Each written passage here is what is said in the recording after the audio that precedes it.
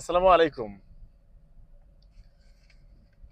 প্রবাসীরা, আপনারা জানেন না যে প্রবাসীরা কতটুকু কষ্ট করে। আপনি এ টু জেড, এই যে আমি মনে করেন কর্ম শেষ করছি,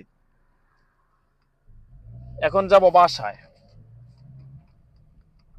রান্না করতে হবে, আমার জামা কাপড় ওয়াশ করতে হবে। প্রবাসীর যে কষ্টটা, এটা আসলে বোঝার মতো, মানে এটা বিশাল একটা কষ্ট, যা ভাষায় বোঝানো যাবে না। A to Z, all in all আপনাকে করতে হবে। শুধু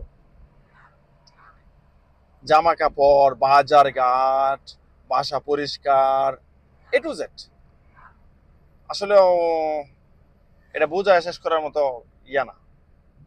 প্রবাসীর যে টাকা, তবে আল্লাহ পাক আমাকে হয়তো বা হালাল টাকা ইনকামের জন্য মনে হয় আল্লাহ পাক এই প্রবাসে আনছে। জানেন যে প্রবাস আমরা, মালিক আমাকে যে বেতনটা দিবে সে বেতনটা আমার ইনকাম। তার মানে এখানে যে এই বাংলাদেশে যদি থাকতাম আমি, আজকে আমি হয়তো বা কোনো হারাম ইনকামের সাথে জড়িত থাকতে পারতাম হয়তো বা। এখানে কোনো হারাম ইনকামের কোনো ইয়া নাই।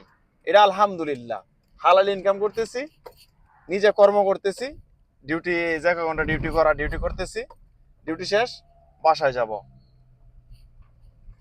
তো ওকে, আল্লাহ হাফেজ, আসসালামু আলাইকুম।